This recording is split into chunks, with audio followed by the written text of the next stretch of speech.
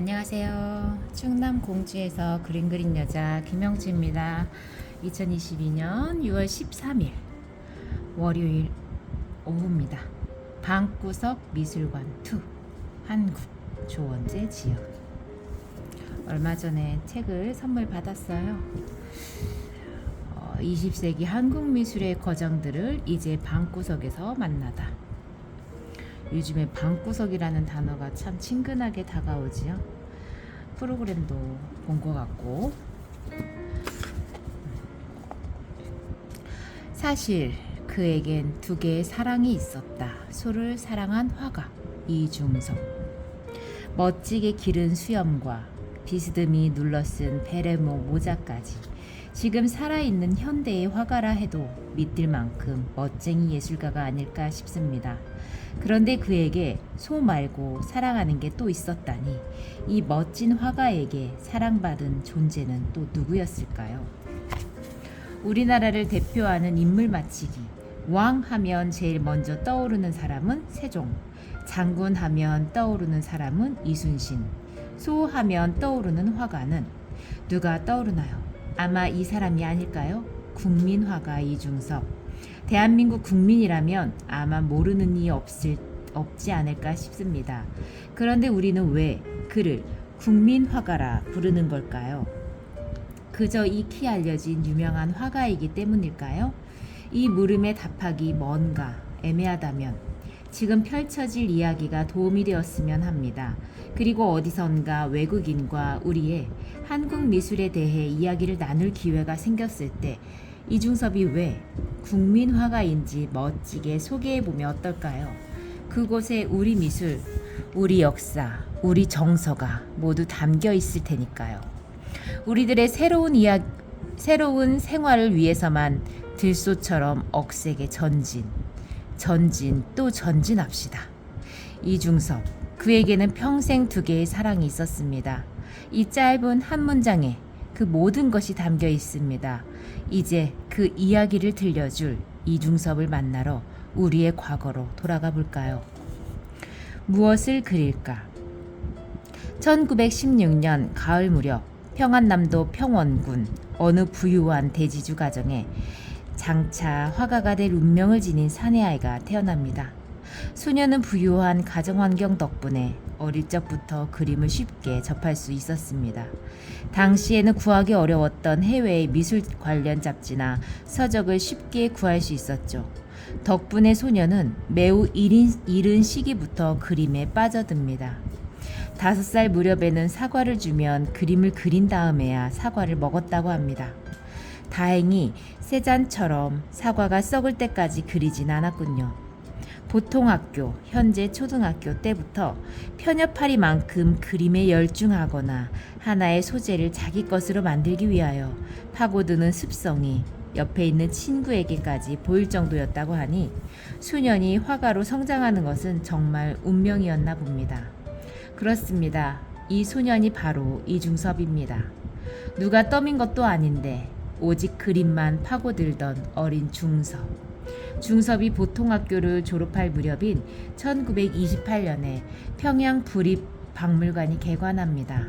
700여 점의 유물이 전시되어 있던 그곳에서 하이라이트는 강서고분을 필두로 한 고구려 고분벽화였습니다. 1906년 처음 발견된 평안남도 강서군의 고분벽화는 이후 10여 년의 발굴 작업 끝에 다시 세상의 모습을 드러내게 되었죠. 이로써 중섭은 문헌으로만 전해져 오던 고려인의 흔적과 재회하게 됩니다. 글이 아닌 색과 형에 우리가 전하는 고구려의 전설은 그림에 푹 빠져있던 소년 중섭의 마음을 단숨에 사로잡았습니다. 비록 20세기에 살고 있지만 분명 자신의 심혈 속에 약 2000년 전 말을 타고 광대한 벌판을 달리던 기마 민족의 거대한 북소리가 울리고 있음을 느낀 것이죠. 이후 15이 된 중섭은 오산 고등보통학교에 입학하며 자신의 예술관을 더 단단하게 다질 기회를 얻습니다. 오산 고보는 독립운동 비밀결사단체 신민회의 일원이자 3.1운동 당시 민족대표 33인의 일원이기도 했던 독립운동가 이승훈이 세운 학교입니다.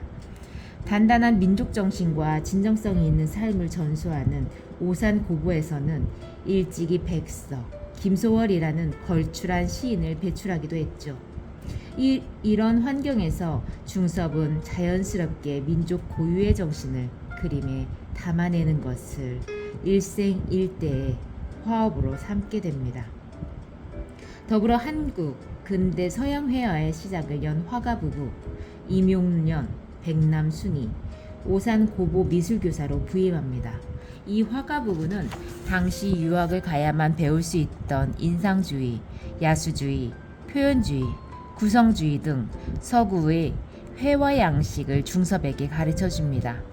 이후 일제의 민족 말살 정책이 강화되며 점차 학교에서 조선어 교육을 하기 어렵게 되자 임용련은 한글 자모로 구성하는 회화를 학생들과 함께 그리기도 합니다.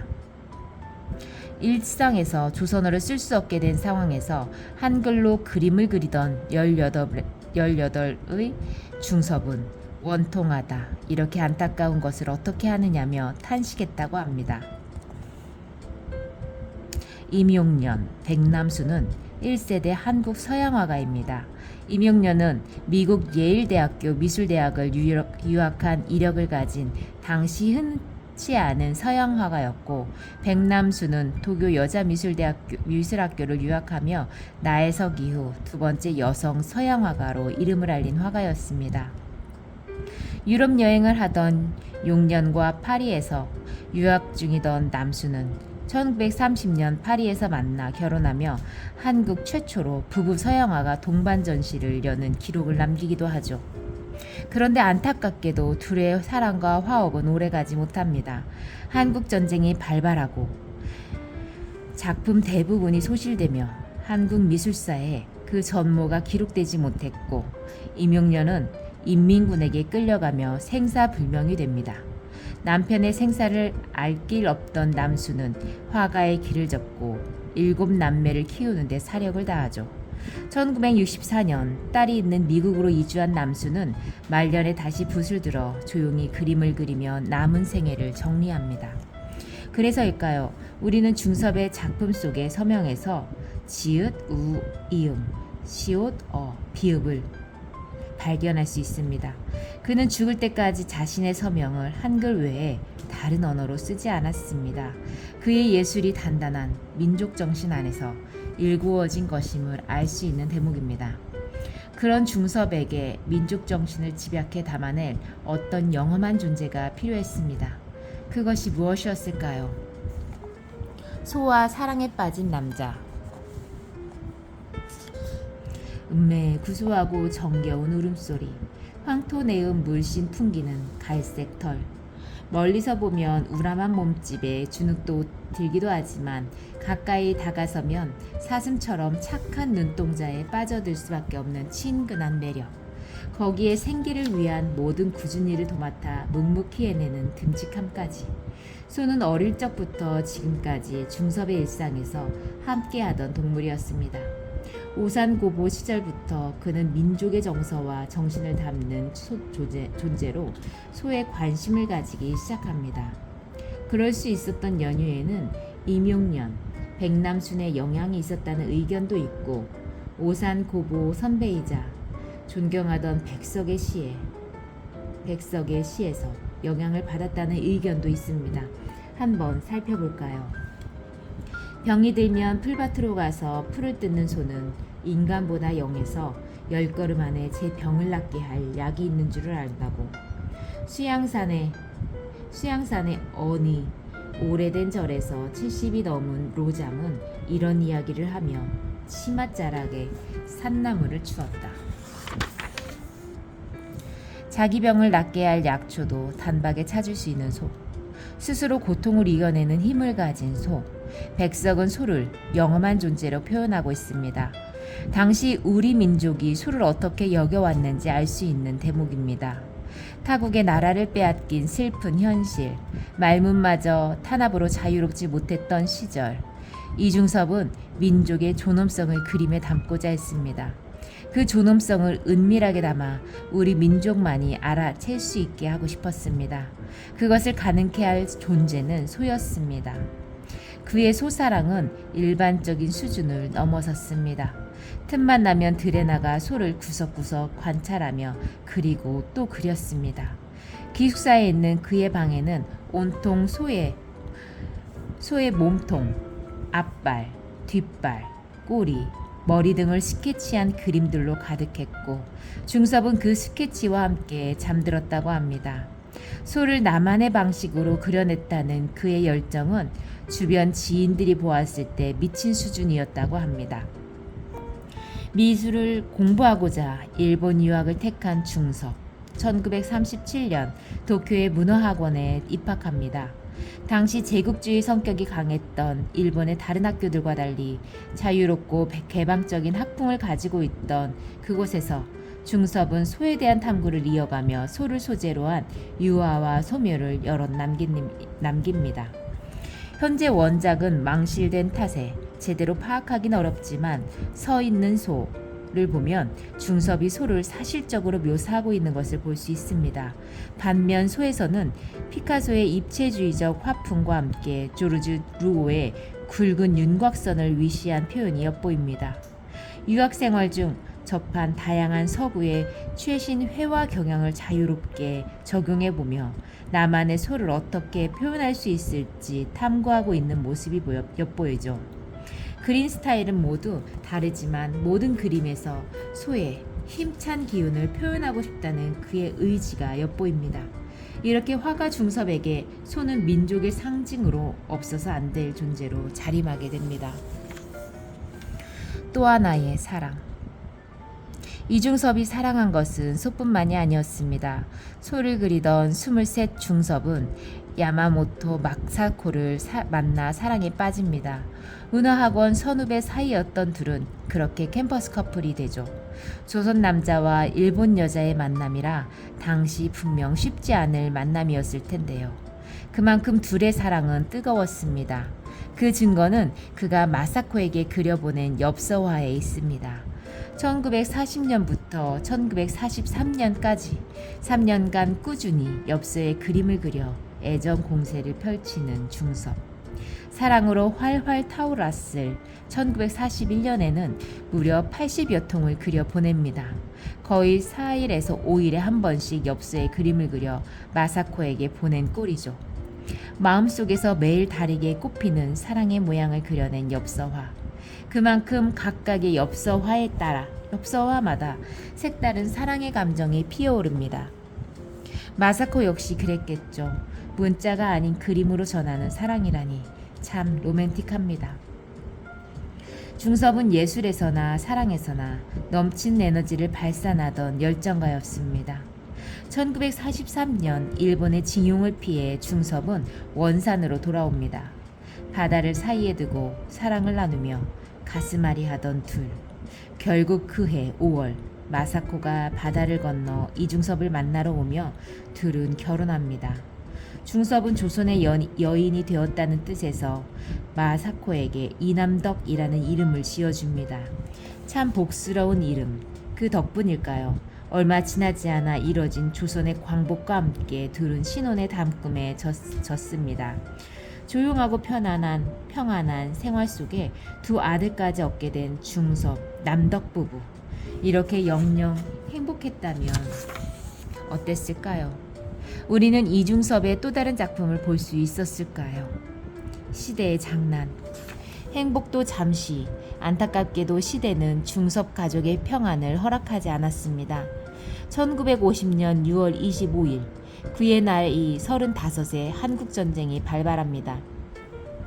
원산에 있던 중섭 가족은 포화의 위협 속에 부산으로 내려갔다가 우여곡절 끝에 제주도까지 내려가게 됩니다. 풍요롭던 시절은 이제 끝났습니다. 두 평 남짓의 단칸방, 네 식구가 좁은 방구석에 모여 하루하루 연명하는 생존투쟁을 시작합니다. 전쟁통에 먹을 것이 넉넉하지 않았던 중섭 가족은 없는 음식을 쪼개서 나눠 먹으며 버텨야 했습니다. 그래도 이때 중섭은 제주 서귀포에서 새로운 대상을 발견합니다. 집 앞에 끝없이 펼쳐진 서귀포 바다는 춥고 시린 가슴을 조금이나마 푸르게 해주었을 것입니다. 배가 고프면 바닷가에 나가 아이들과 게를 잡아먹으며 소박한 행복 또한 느꼈을 것입니다. 갑작스러운 전쟁으로 그림다운 그림을 그릴 재료도 도구도 없던 시기, 천생 화가인 중섭은 나무 판자에라도 그림을 그립니다. 제주 서귀포 앞바다, 그 앞에 감귤농장, 바닷가에 황금빛 감귤이 풍족히 널려 있습니다. 아이들이 자기 머리보다 큰 감귤을 따며 즐겁게 노니는 사이 아이 하나가 갈매기를 타고 주렁주렁 열린 감귤을 향해 비상하는 풍요의 나라. 당시 중섭이 꿈꾼 달콤한 낙원의 풍경입니다. 지금은 비록 궁핍하고 그림 그릴 도구조차 없지만 머지않아 다가올 가족의 풍요와 행복을 그는 꿈꾸고 있습니다. 처절한 시절 속 어둡고 우울한 그림을 그릴 수도 있었을 것입니다. 그러나 그는 좌절하지 않습니다. 곁에 아내 남덕과 아이들이 있으니까요. 새로운 표현을 그려나갈 조선의 화공이자 새 식구의 가장으로서 중섭은 힘들지만 담대하고 밝게 하루하루를 그려갑니다. 그리고 처음이자 마지막으로 기억될 시를 짓습니다. 맑고 참된 숨결 나려 이제 여기에 곱게 나려 두북두북 쌓이고 철철 넘치소서. 삶은 외롭고 서글픈 것 아름답도다. 두 눈 맑게 뜨고 가슴 환히 회치다. 조선. 제목 소의 말. 이제 소는 곧 중섭이 됩니다. 소년이 보았던 가축을 넘어 청년이 보았던 민족의 상징을 넘어 36의 사내가 본 소는 이중섭 자신이 된 것입니다. 삶은 외롭고 서글픈 것. 그렇지만 그는 소의 맑고 참된 숨결을 가슴에 담아 이 험난한 현실을 헤쳐나가려 합니다. 처절함과 함께 비정함마저 느껴지는 시입니다. 제주에서 버티던 시절도 잠시 다시 돌아온 1952년 부산에서 일이 벌어지고 맙니다. 오랜 피난 생활로 약해질 대로 약해진 탓일까요?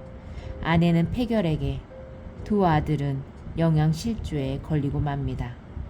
이대로 방치했다간 영영 이별할지도 모르는 상황. 중섭은 아내와 두 아들을 아내의 친정이 있는 일본으로 떠나보냅니다.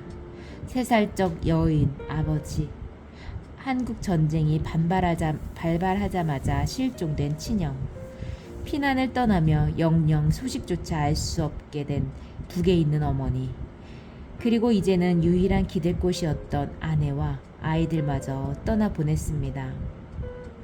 당시 그래도 가족이 있기에 힘든 세월을 버틸 수 있었던 건 다른 화가들과 달리 중섭에게는 그마저도 허락되지 않았죠. 그는 철저히 혼자였습니다. 너무나 가혹했죠. 이렇게 전란 속 홀로 남겨진 사내의 고독한 사투가 시작됩니다. 항상 선한 미소로 주변을 밝히던 청년의 얼굴은 시대의 비극과 함께 조금씩 미소를 잃고 굳어가기 시작합니다. 전란 속에서도 그가 삶을 이어갈 유일한 힘이 되어 주었던 가족과의 생이별. 이제 중섭은 가족과 재회하고 말겠다는 일념으로 그림을 그려나갑니다. 모두의 생활이 처참히 무너진 시절, 그림을 팔아 돈을 벌어 가족을 만나겠다는 꿈. 시작부터 난관이 예상되는 이 길을 그는 뚜벅뚜벅 걸어갑니다. 산속 꼭대기에 위치한 불도 뗄 수 없는 작은 판잣집. 흡사 쓰레기더미처럼 보이는 그곳에서 한 팔을 견디고자 개털 외투를 입고 새우잠을 자며 우동과 간장으로 하루 한 끼를 때우는 나날의 연속. 전쟁통에 종이 한 장 구하기는 하늘의 별 따기와도 같았지만 설령 살 종이가 있다 해도 중섭은 살 돈이 없었습니다. 종이 살 돈도 없는데 고가의 수입 물감을 가지고 있을 리도 만무했죠. 이가 없으면 잇몸으로라도 물어야 했던 그는 담뱃갑 속 은박지에 그림을 그립니다. 은박지에 뾰족한 도구로 음각을 해 스케치한 후 그곳에 검은색 잉크를 채워 선의 맛이 한껏 드러난 그림. 그렇게 미중유의 전쟁과 화가 중섭이 만난 자리에 은지화라는 독창적인 작품이 탄생합니다. 그가 은지화에 적용한 기법은 고려청자에 적용한 상감기법과도 곧잘 비교됩니다. 도자기 표면을 음각한 곳에 백토와 적토를 채워 구워내는 과정을 통해 문양의 영원성을 심어 넣었던 고려인의 상감기법. 그가 정말 상감기법에 영감을 얻어 은지화를 제작했는지는 확실치 않습니다. 그러나 평소 민족의 예술적 유산을 재해석하고자 했던 그였기에 충분히 추론해 볼 수 있죠. 그가 피난지에서 그리고 또 그렸던 은지화는 초벌 그림이었습니다. 전쟁이 끝나고 형편이 나아지면 유화로 옮기기 위해 미리 준비하던 것이었죠. 안타깝게도 대부분의 은지화가 그 꿈을 이루지 못한 채 손실되거나 은박지 위에만 남아 있습니다. 그는 은박지 위에 새긴 선을 어떻게 부활시키고 싶었던 걸까요? 다행히 그 원대한 구상을 엿볼 수 있는 작품이 있습니다. 바로 은지화를 유화에 옮긴 도원이지요. 그리고 가족과의 재회, 민족의 얼을 그림에 담아낼 화가로서의 재기, 그리고 가족과 살아갈 터전의 재건, 은박지에 꾹꾹 눌러 아로새긴 그의 꿈과 기상은 도원에 고스란히 담겨 있습니다. 은박지에 숱한 선을 새기며 쌓은 내공은 도원에서 여지없이 드러나고 있습니다. 초벌 그림으로 여기며 그린 은지화. 그것이 선 하나하나에 자신의 혼을 응집해 담아내는 중선만의 독창적 스타일의 탄생에 큰 역할을 한 것입니다. 화면 전체를 대담하게 뒤덮고 있는 검고 굵은 선에서 그의 담대한 기상이 느껴집니다. 나아가 중섭은 자신의 원대한 기상을 더욱 효과적으로 표현할 수 있는 원천을 고구려인에게서 얻어옵니다. 고구려 무용총 수렵도에서 고구려인이 표현한 산을 도원에 끌어온 것이죠. 무용총 수렵도에 기운 생동하는 산을 보세요. 그런 산이 중섭의 도원에 이식되어 땅과 바다를 힘차게 가로지르고 있습니다. 사실 산뿐만 아닙니다. 영험한 기운이 흐르는 커다란 나무, 산천을 호기롭게 뛰어다니는 기마무사로 구성된 수렵도 전체가 중섭의 도원과 일맥상통함을 느낄 수 있습니다. 도원에서 화면을 수직으로 대담하게 가로지르는 복숭아나무, 사방팔방 시원시원하게 뻗어나온 가지 끝에 아기 궁둥이 마냥 탐스럽게 열린 붉디 붉은 복숭아, 그 주위에서 춤추며 온몸으로 놀고 있는 아이들, 그 뒤편에 쏟아지는 황금빛 하늘과 통영을 닮은 푸른 바다. 이 모든 것들이 반드시 다가올 찬란한 미래를 염원하는 중섭을 대변합니다. 도원은 중섭이 가슴에 꽉 찐 희망의 불꽃인 것입니다. 오늘은 여기까지. 방구석 미술관 2